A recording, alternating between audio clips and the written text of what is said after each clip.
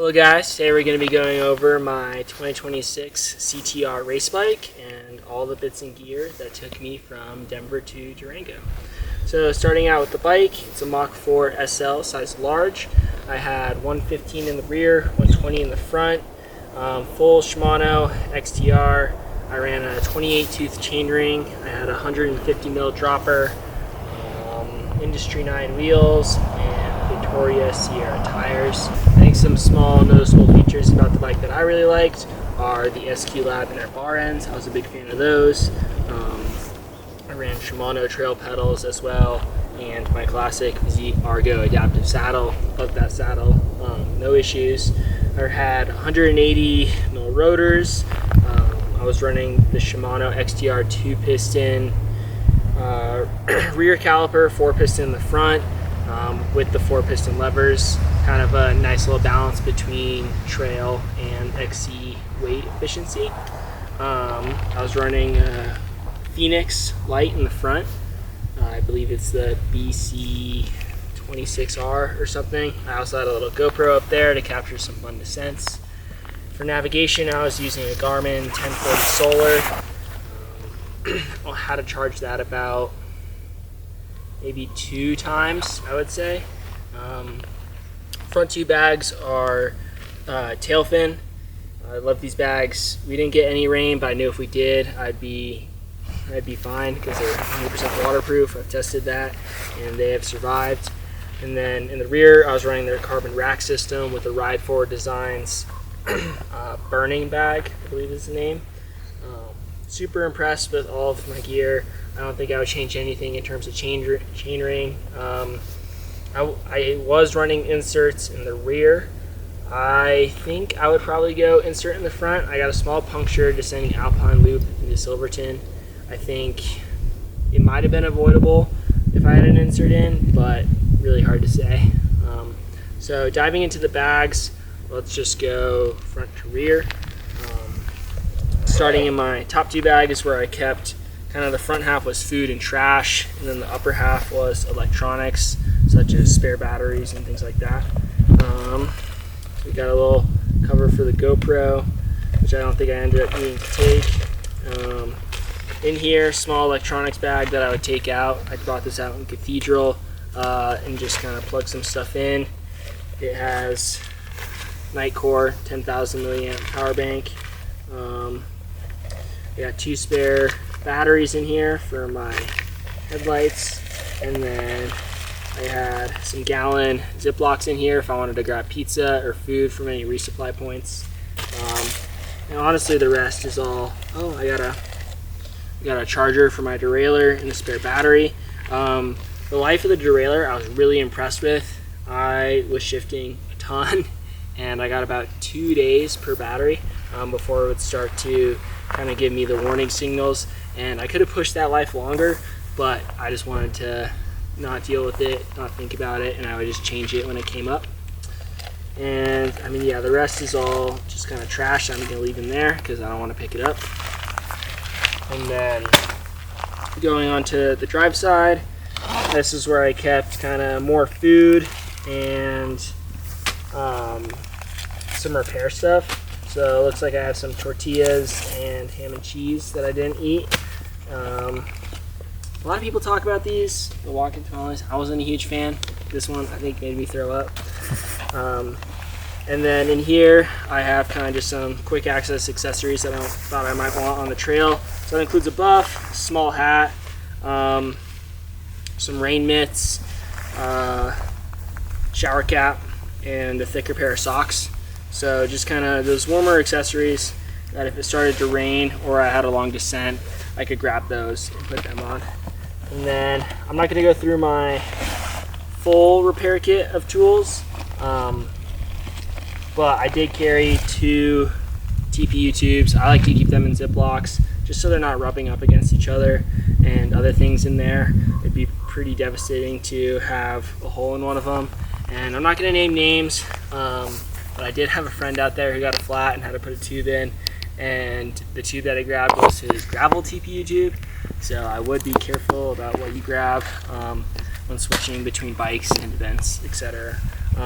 Yeah, in here is really just a ton of more repair stuff, a couple of tools, patch kits, spare derailleur hanger, cleat, zip ties, just things like that that I might need to repair my bike with. And then on the other side was a little bit more kind of quick access things that I thought I might need, and I want a little more separation from. So that includes my pump and kind of some hygiene stuff, lighter, Alka-Seltzer tabs, Pepto, things like that. Stuff to fix a wound, earplugs, just anything I might need to kind of patch myself up if things hit the fan. Small headlamp. I like to bust this out around camp so I don't have to wear my helmet. Kind of hang that up, let it dry, charge my light, and then this is nice. It's also a good backup. You know, you can put it on the rear rack as a rear light, or you can use it as an actual headlamp. And then in here, it's kind of just some more tools that I like to have on the trail. More quick access stuff like plugs, CO2s. I did bring 2 CO2s. I ended up using one of them. I was just lazy, I wanted to use it. Multi-tool. I had a little brush for cleaning my drivetrain and stuff like that. Nothing crazy, pretty standard, just backcountry repair kit. So like here's my used CO2, and that's kind of all that was in the center compartment. I wanted to keep things fairly, I thought were a little bit more heavy, or I wanted quick access to right there.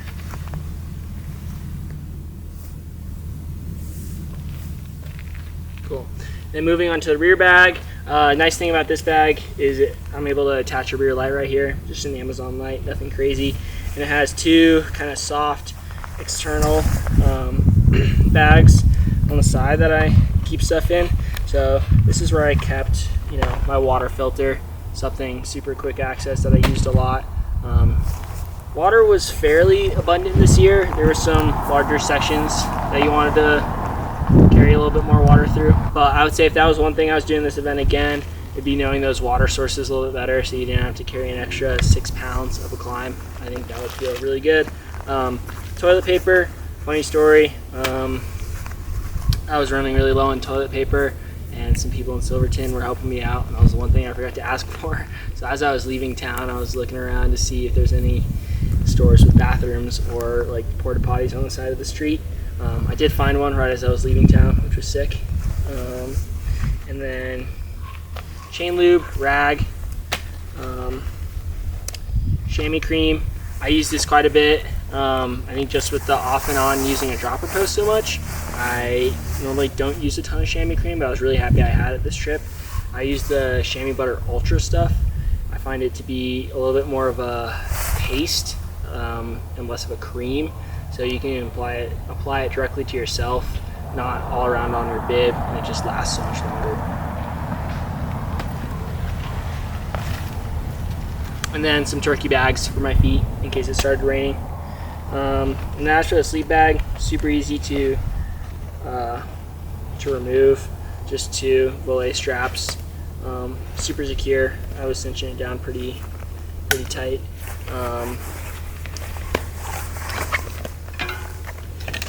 And it just comes off, and I'm able to kind of walk away and go wherever I need to with my sleep kit.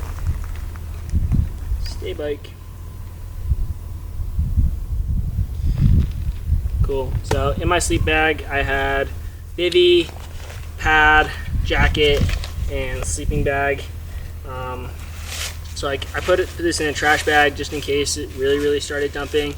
The bag's fairly waterproof, and you could spray it to make it a little more waterproof, but I didn't.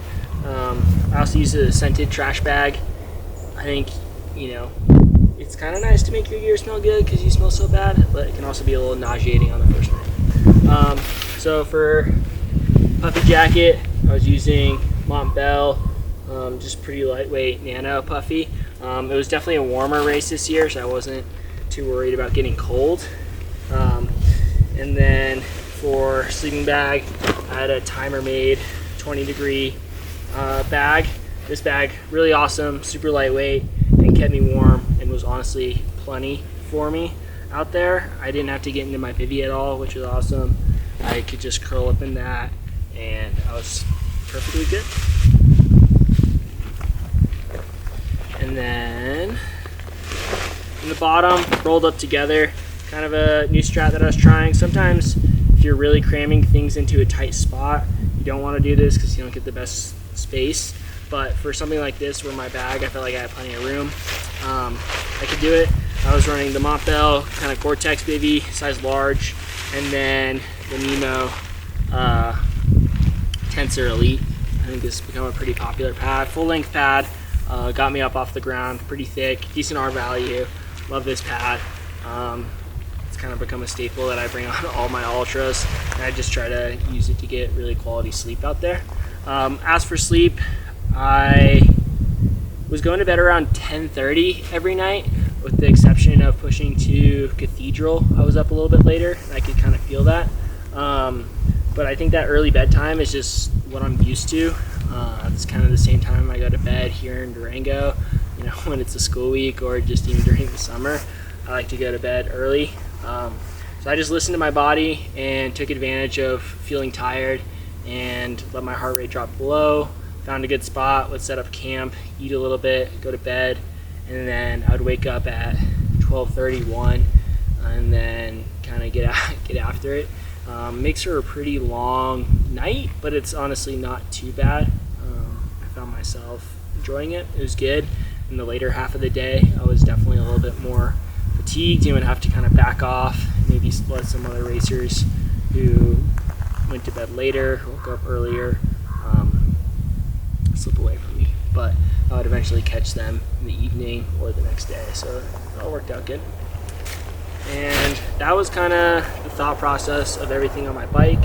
I'm now going to kind of walk you through my kit, or things that were a little bit more on my body and my backpack.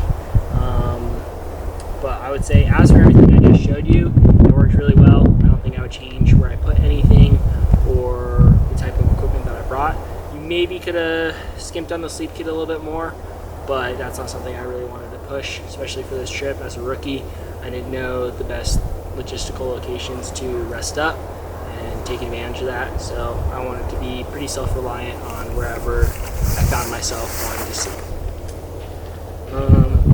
In terms of water capacity, I had a 2-liter bladder and 2 soft flasks that I would carry, and then in addition to the 1-liter filter in case I needed more. This is a Pedaled hydration vest prototype that I got a while ago. I love it. It's got tons of great pockets in the front. It's got a little zipper pocket up here where I kept my headphones.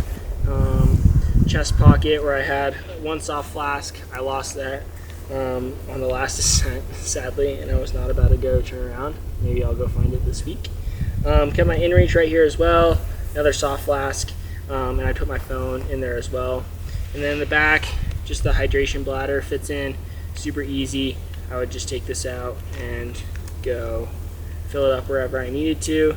Little magnet on the chest. Cut the hose to be pretty short because I didn't want something big bothering me. And then in the back, it's got an upper zipper compartment. And this just kind of accumulated some things that I'd be taking on and off and didn't want to stuff away on the bike. So that includes a little bit thicker gloves for some descending, dead batteries and a charger. So this is when I went inside to a restaurant or somewhere else, I could just completely, leave my bike alone and go inside and do what I needed to. Some extra food, toothbrush, and some vitamins. Some vitamins I took on this trip, which I'll kind of talk about a little bit more in maybe a separate video, is I took the Hammer Fully Charged, Tylenol, and another supplement. Basically, I was taking the Fully Charged every morning, and I thought that was a better supplement than caffeine, but it still kind of gave me that sharp awareness for techie single track in the morning and kind of clearing some of that brain fog. And the other one just really helped kind of flush the muscles before sleep and even during midday. And then the Tylenol was just for the pain because you get pretty sore and stuff. And then I also had another power bank. Everything made it until the end. I didn't have a ton of charging inside except for at Cathedral. I will say it's doable. if you manage your lights easy, I think, and don't use your phone. I was on my phone quite a bit. But yeah, another glove, and then yeah, just some trash. And then the nice part about this that I really like is it's just a big open mesh compartment. I thought about putting food here, but I kind of knew that it would just get super heavy. A little shade cloth I put under my helmet, or it would just get wet, tuck into my jersey. That felt really good. That's super gross. Some arm warmers. Normally I go with a long sleeve jersey. This time I went with arm warmers and a little bit of a windbreaker system, which worked really nice, just because I knew it was going to be such a hot event. Rain pants. Didn't rain on us at all. Super stoked about that. Only had to use them once. I'll take that. Some tights, little leg warmers. Only use those a couple times in the morning. All of this smells really bad. It probably needs to be burned, but we're gonna deep soak it and try to stretch the life out of it. Rain jacket. Rain jackets by Montbell. So are the rain pants. I love their stuff. Super light, super can pack super well. And I don't know where my wind jacket is, which I think it made it to the finish. But that's kind of everything that I kept on me and was just kind of in rotation. And then some shoes. I ran the Physique Terras, super flexible shoe. I think they didn't get too destroyed, which I was really impressed with. This is the older gen. The new gen looks pretty sweet as well. Big fan of the shoe. Worked really well with the larger platform pedal. I ran some Swiftfoot socks. I think just their standard 6-inch. There was a couple riders out there who ran the longer ones, which I could see for how much hiking we were doing. That compression level could be really nice. That's something I would potentially try. Julbo frequency. These are a little crusty, but they are an absolute incredible. I love these sunglasses, and yeah, I was able to wear them day and night, which I think is huge. A lot of people have to bring 2 lenses and kind of choose not to wear them because they're feeling super lazy. I could just tuck these on my helmet when I was going up a climb because I sweat a bunch, take them down for any descent, day or night, throw them on, and I was super stoked to have them. They're also super, super light. I don't know what exactly they weigh, but it's really good.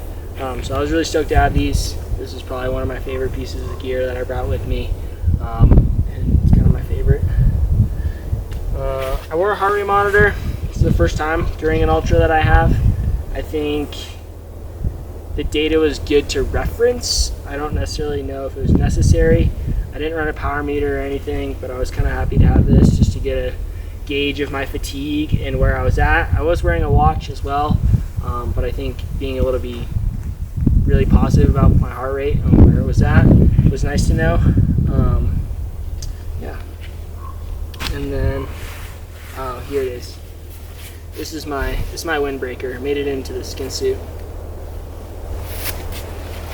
Nice and crusty.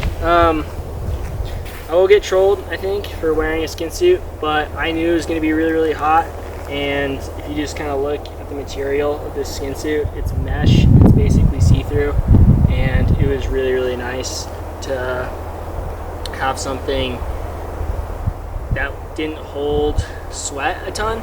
It just breathed really well in the climbs, and yeah, it was honestly really easy to put on and take off. I think sometimes the bibs and jersey, all that combo gets really annoying. This worked good. I foresee myself racing in a skin suit again, honestly. And then yeah, then the last bit, helmet, important, gotta have it. Just a small Smith helmet, and I ran another Phoenix Light, both using the same battery. And that is everything that got me through Colorado Trail Race. Super happy to come away with 4th, such a competitive field. First U23, like, I don't think that's really a category in ultra racing, but we'll throw it out there. And yeah, it was a really good group of guys and girls just racing, throwing down. Yeah, I'm really happy to come away with that result as a rookie. Alex is also a rookie, but I mean, he pre-rode the entire route before he raced, so does that really make him a rookie if he knows everything that's coming? I think some being naive was pretty nice into some of those sections. Not knowing what was coming was nice because I'm like, oh, I just gotta soldier through it. But then the next part's even harder, which I didn't know. And then you gotta soldier through it, and the next part's even harder. But it was good. Yeah, I'm really stoked with how it played out and how I was able to push myself and overcome some challenges. And yeah, I don't think there's anything else I want to mention too much. I don't really know what my suspension setting was. I don't know what my tire pressure was at the start. I was late to the start by like 4 minutes, and I was like, oh, like what do I need to do anything? And I like felt my tires. I'm like, oh, they're good. So I just ran that. They were probably a little firm. Could have gone down a little bit, but whatever. Something I did try for the first time was the Silka Endurance chip, which I was a little like, all right, whatever, advertising. But compared to just the normal wax, huge difference. The whole first day, like 22 hours of pushing in dust and stuff, like wasn't making a sound. Even until the next day, it wasn't making a sound. And then I lubed it. It took the lube really well, and I'm definitely gonna do that again for more races. But yeah, thank you.